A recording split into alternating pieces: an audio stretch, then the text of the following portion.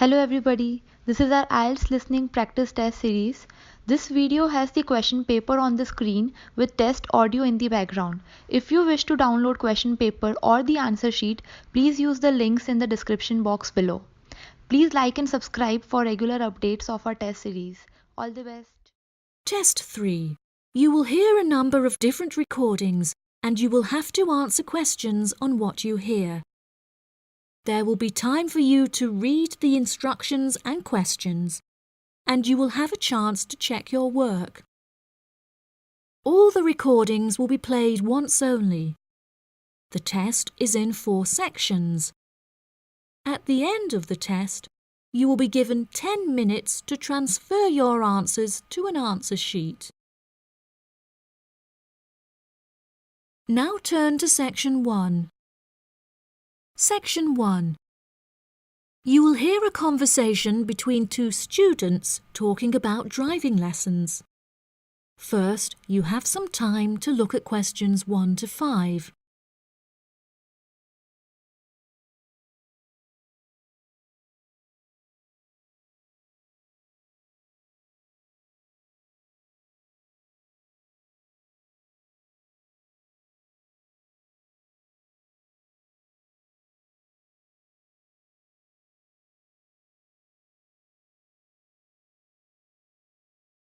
You will see that there is an example that has been done for you. On this occasion only, the conversation relating to this will be played first. Hi, Zach. I heard you passed your driving test. Congratulations. Thanks, Olivia. I passed just last week. It feels great to be independent and driving on my own. I really want to take driving lessons, but I haven't been able to find a driving school that will give lessons during the weekends, so that I don't have to miss any classes at college. The woman wants to take driving lessons during the weekends, so weekends has been written in the space. Now we shall begin. You should answer the questions as you listen, because you will not hear the recording a second time. Listen carefully and answer questions 1 to 5. Hi, Zach. I heard you passed your driving test. Congratulations. Thanks, Olivia. I passed just last week. It feels great to be independent and driving on my own. I really want to take driving lessons, but I haven't been able to find a driving school that will give lessons during the weekends, so that I don't have to miss any classes at college. The driving school that I used was brilliant and really flexible with their teaching hours. It's really close to the school. The address is 67 Kings Road. That's 67 King '(S) Road. Oh, that's perfect. I don't like the idea of driving around busy streets. Did your teacher make you drive in urban areas, or did he mainly teach you on roads in the countryside? My teacher said that I had to learn on both in order to become a good and experienced driver. We would start in the city centre and then drive north above the city. He sounds like a good teacher. Would you mind giving me his contact details so I can ask him for lessons? Of course. My mother's friend Daniel Smith referred me to him. His name is Alan Sutcliffe. Could you spell the surname, please? Sutcliffe.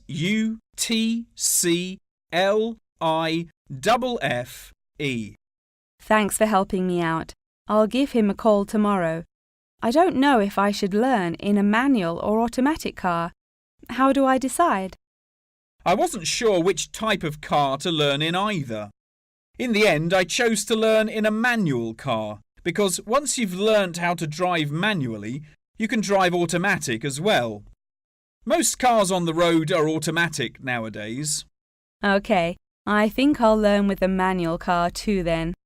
Hopefully the teacher will be able to give me lessons in the evenings after school. It would be much better if you take the lessons during the day. It will be far easier for you to learn when there is enough daylight to clearly see everything going on around you. But you need to be an experienced driver to drive safely at night. How frustrating. I was hoping I wouldn't have to take lessons during the weekends. You're right, though. Safety comes first. Before you hear the rest of the conversation, you have some time to look at questions 6 to 10.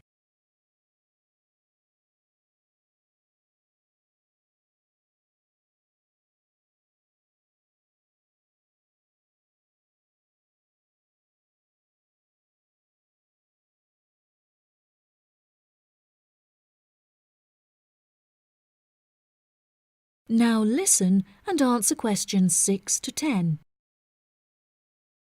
Speaking of safety, you should wait until summer to start learning. It's really difficult and dangerous to drive in the wind and rain as a learner, so you should definitely wait until the weather is sunny and dry. OK, that's perfect, actually. It will give me some time to save up some money to pay for the lessons. Tell me about it. I had to work for months before I had enough money saved up. It was worth all the work when I finally got my driving licence, though. The whole process is so expensive. How much did it cost you in the end? Well, each half-hour lesson cost $30, and then the final test cost $50. In total, it cost me about $300. Gosh, it's pretty expensive. How did you find the test? Was it really difficult? No, it wasn't too bad, and the man was really calm and friendly. I knew that I would have to perform 2 parking manoeuvres during the test, so I practiced them a lot beforehand, and that really helped. The test used to last 40 minutes, but it changed a bit. For the first 20 minutes of the test, he gave me directions, and I had to just drive around, and then the last 10 minutes was for demonstrating the manoeuvres. So the test is 30 minutes in total. OK, great. I'll remember that. Do you have any more advice? It's really good to practice driving a lot outside of driving lessons as well. Whenever my parents were running errands on the weekends, I would offer to drive them. My driving teacher also told me to buy a notebook to write down everything that I've learnt in it, like a diary. Haha, that sounds boring, but I'll do it if it helps. I found it really useful. Before my test, I read through everything I had written down, and it reminded me of a lot of things that I had forgotten about. It's really helpful for the theory test as well, because there's so much information to remember for it. That's great, Zach. Thanks for your help. No problem. See you at school. Bye. That is the end of section 1. You now have half a minute to check your answers.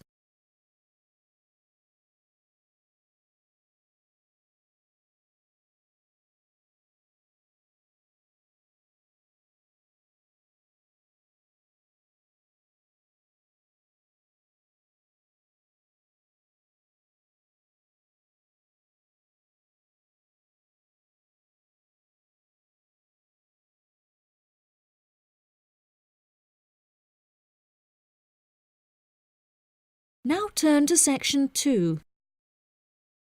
Section 2. You will hear part of a talk about Mount Rushmore given by a tour guide. First, you have some time to look at questions 11 to 15.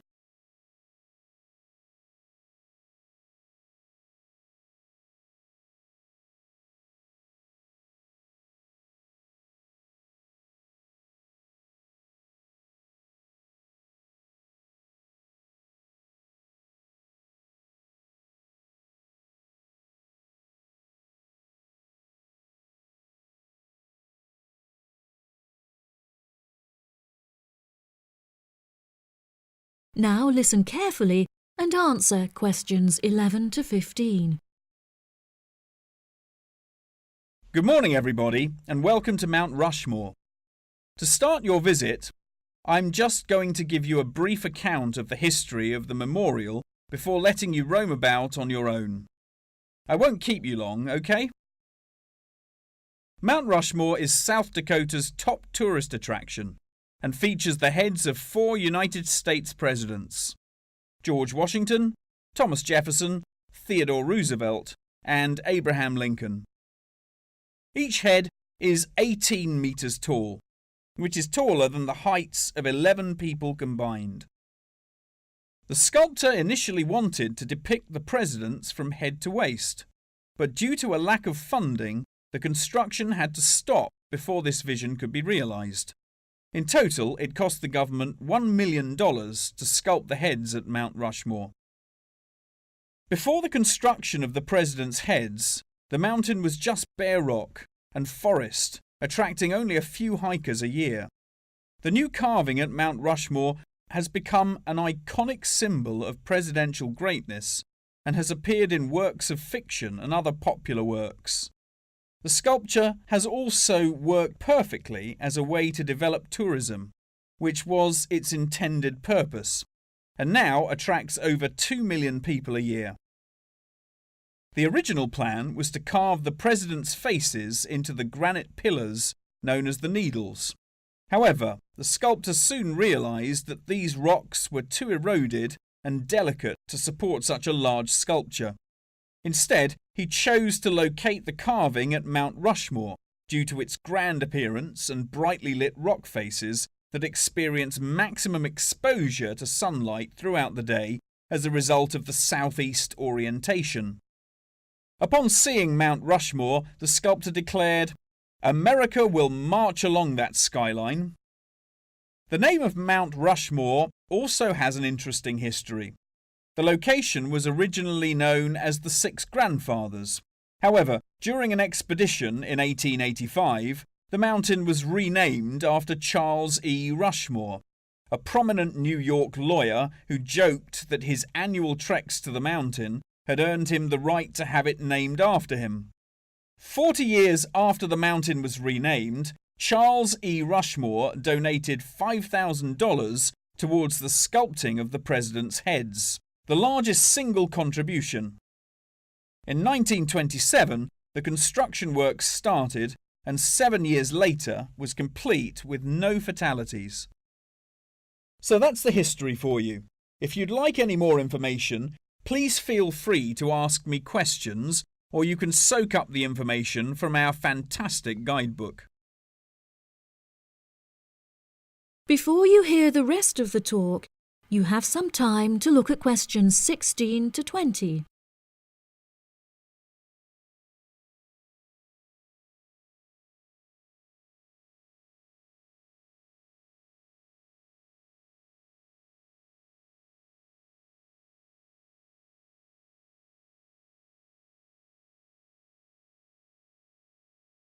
Now listen and answer questions 16 to 20. Now I'm going to give you a plan of the site, and I'd just like to point out where everything is so that you can explore everything for yourself. We're currently standing at the entrance, which is marked with the arrow on the map.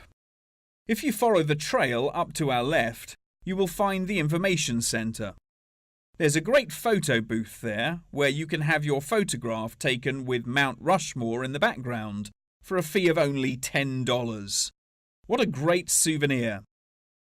In front of us is the refreshment centre, where you can help yourselves to coffee, locally grown tea, and a delicious selection of cold drinks and biscuits. Be sure to stay hydrated as it can get really hot up here. To our right, not far up the trail, is the gift shop. Here we sell copies of the guidebook, and it's also the perfect place to pick up some small souvenirs for yourself, your family and friends. Now, further up the trail, behind the gift shop, is a big stone building with a workshop. This is where all of our souvenirs are made by hand, which you can purchase in the gift shop, like I said before. Some are even carved from pieces of rock taken from Mount Rushmore itself. If you carry on walking up the trail past the workshop, you'll find our state-of-the-art visitor centre, where you can find maps of the walking trails here at Mount Rushmore. Now for the real treat. After you have walked past the visitor centre, you can follow the trail up to the left, which will take you to our wooden shelter. From here you will have the best view of Mount Rushmore that there is, an experience not be forgotten. Right, if anyone wants a guided tour, then I'm starting at the information centre. If you'd like to follow me, this way please. That is the end of section 2. You now have half a minute to check your answers.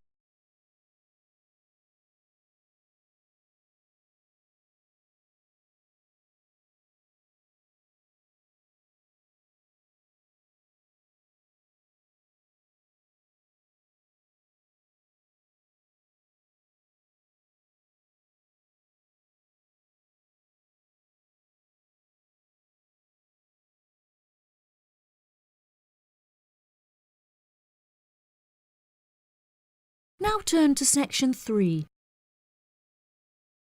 Section 3. You will hear a conversation between a professor and a student talking about taking a course. First, you have some time to look at questions 21 to 25.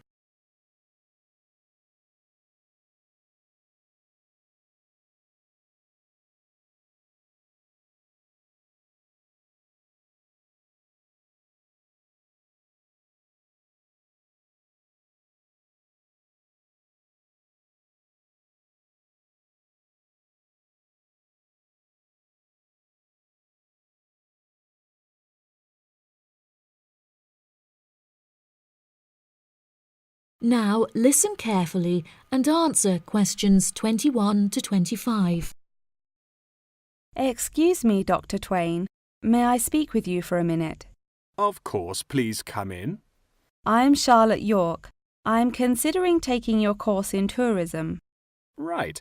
Well, Charlotte, how can I help you? I have been considering studying tourism. However, it is such an important decision that I would like to seek some advice about it first. Would you mind answering some of my questions? Absolutely. Fire away. Well, I have been discussing courses with my parents, and they are concerned that I will not be able to get a well-paid job with a degree in tourism. The reason that I want to study the course is that I have a great interest in the subject, and I think I would really enjoy it. I believe the only way that I will enjoy my life is if I enjoy my career. Happiness is far more important than money, don't you think? Absolutely. I would much rather be happy and poor rather than rich and miserable. Money cannot buy you happiness. I'm glad you agree. You needn't worry about money, Charlotte. A large part of the tourism course is dedicated to teaching students how to manage finances, a skill that you can apply to your everyday life as well. I would also recommend that you take a sideline course in time management, as this can be incredibly useful in efficiently planning your workload. Efficiency is the key to success. I'll remember that. Now, I have found that some students have natural talents that really help them to succeed in the course. Communication skills, for example, can be very beneficial. Do you have any strengths? Maths was always my favourite subject at school, so I really enjoy solving mathematical problems. However, I find statistics quite difficult. I have always been very capable and self-sufficient. I have a lot of confidence in my abilities and will take the initiative in situations without needing to depend on anyone else for their help. That's a really great quality to have and will be particularly useful if you choose to study tourism. That's great. I would recommend that you spend some of your time researching the course. A lot of people who are uneducated on the subject claim that tourism is a shrinking industry and that it will become irrelevant in the future. If you study the published research, however, you will see that the truth is quite the opposite.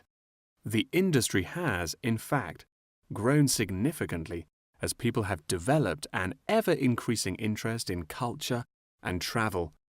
Have you compared the university course with a polytechnic? Yes, I have. I was interested in studying the course in modules. However, the university doesn't offer that option. I don't have enough funds to be able to attend an expensive university, so I was relieved to see that the course is quite affordable. I also considered attending a summer school instead of university to save money, and so that I could work during the rest of the year. But I really wanted the university experience. I think that university would suit you well. Before you hear the rest of the conversation, you have some time to look at questions 26 to 30.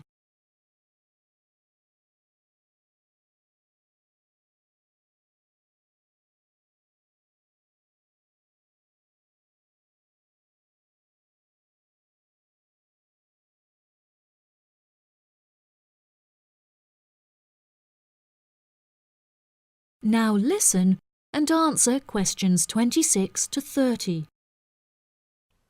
Now, what about the courses? Are you interested in any of the other subjects on offer? I have looked at a few. I was interested in travel and business as it sounds similar to tourism. That is really worth learning. However, be aware that it is difficult and will demand a lot of your time. Okay, that's good to know. You might find that Japanese is an interesting course and it will teach you valuable skills in speaking the language. Personally, it's not bad and could be of some help, but not that much. Okay, Japanese. Got that. What about medical care? Well, if you have time, the course will teach you a lot about curing diseases and illnesses or dealing with injuries outside, although it's not essential.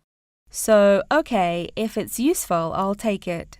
If you enjoy using technology and are worried about fulfilling the entry requirements, computing is very relaxed about the skills that applicants must possess.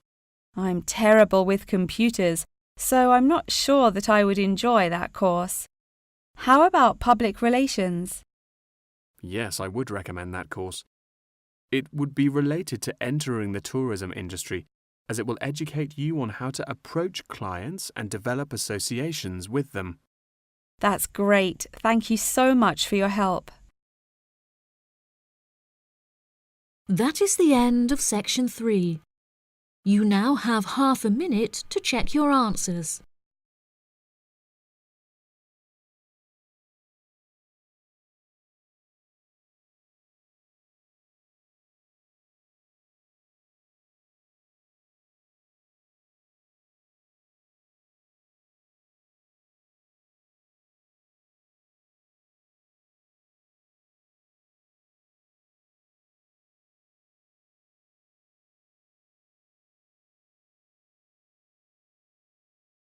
Now turn to section 4. Section 4. You will hear a talk about the practice of company outsourcing. First, you have some time to look at questions 31 to 40.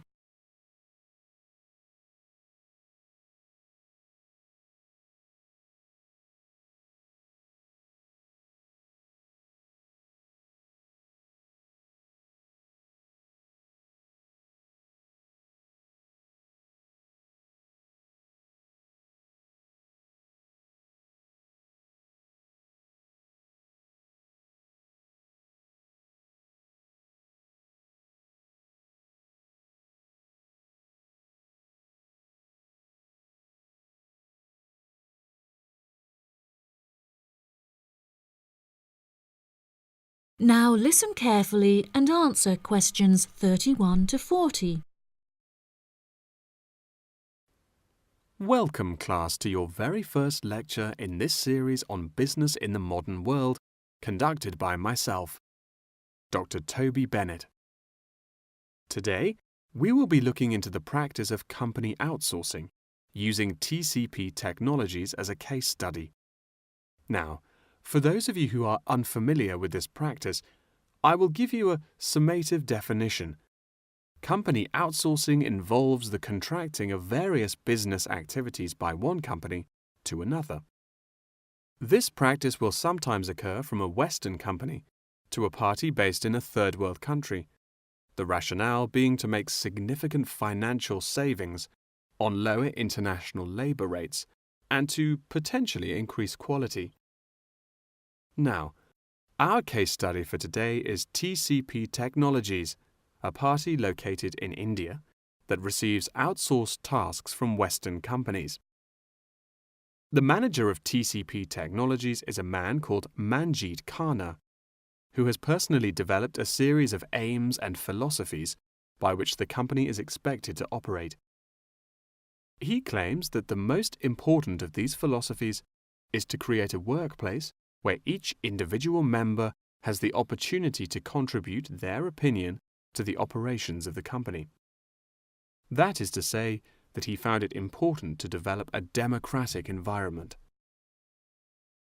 As a means of ensuring quality from every individual at TCP Technologies, a grading system has been developed that encourages an ethos of hard work and recognizes accomplishment. This grading of individuals is based upon a series of factors such as turnover, hours worked, and efficiency. Every month, Khanna publishes the grades on an internal website, where staff can access not only their own grades, but also compare it to others. A spirit of playful competitiveness has developed through this method, which has resulted in increased efficiency and turnover across the company. Khanna also saw it as essential to develop a culturally diverse group of employees as a means of presenting a multifaceted image that would appeal to a host of potential employees from across the globe. This cultural openness has not only increased the quantity of incoming contracted opportunities by 7%, but has also benefited the company itself significantly. A level of transparency now exists that had not before been apparent. According to questionnaires carried out recently, these newly introduced measures have significantly increased the rate of staff satisfaction, which has subsequently led to an increase of 32% in the company's income. These figures are truly admirable and serve as a testament to the measures that Khanna has introduced to the workplace at TCP Technologies. In a recent interview published by The Economist, he declared, "The figures speak for themselves. My system works." When asked if he had any advice for companies on methods they could employ to streamline workflow and increase turnover, he replied, "It's simple, really. A company must see itself not as one entity comprised of nameless components, but instead as a living organism composed of cells, each one essential to the functioning of the whole. I suggest that the motto by which your management operates will be employee first."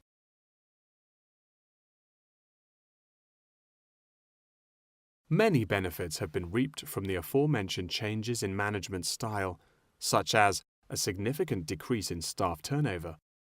This improvement alone has solved many problems that had before stunted the growth of the company. A lot of these improvements came from the realization that the solution does not have to be produced internally, but can come from any other company. The grading system also immeasurably enhanced the dynamics of the company. The fact that this measuring system is solely produced for staff members and inaccessible by management means that it cannot be used as a judging criterion for promotion. It has proven itself a relaxed and informal means of stimulating workflow. When asked about specific features of his managing style, Khanna mentioned that it is important for him to respond personally to any complaints filed by staff members. Having found the existing complaints process slow and ineffective, he introduced a new online system that created a direct line of communication between Khanna and all employees of the company. The complaint form, dubbed by Khanna as a ticket, eradicates the middleman, is easily accessible to all employees online, and has an interface that can be instinctively navigated. Any staff-related complaint, such as those relating to air conditioning and food quality, can be submitted directly to Khanna via this online system. Entitlement to vacation is also a popular issue discussed through this forum. The main benefit of using this system is that staff must include their personal details on the ticket before they are able to submit it. In the past, anonymous complaints had been the root of much confusion and caused many wasted work hours, so the new system has put a ban on this form of complaint. That wraps up the lecture for today. Please remember that attendance is mandatory. That is the end of section 4. You now have half a minute to check your answers.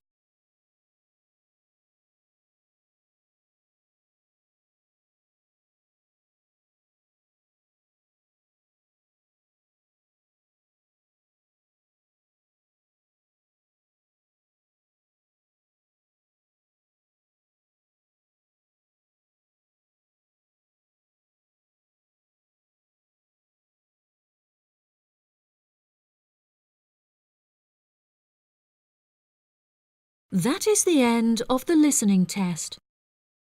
In the IELTS test, you will now have 10 minutes to transfer your answers to the answer sheet.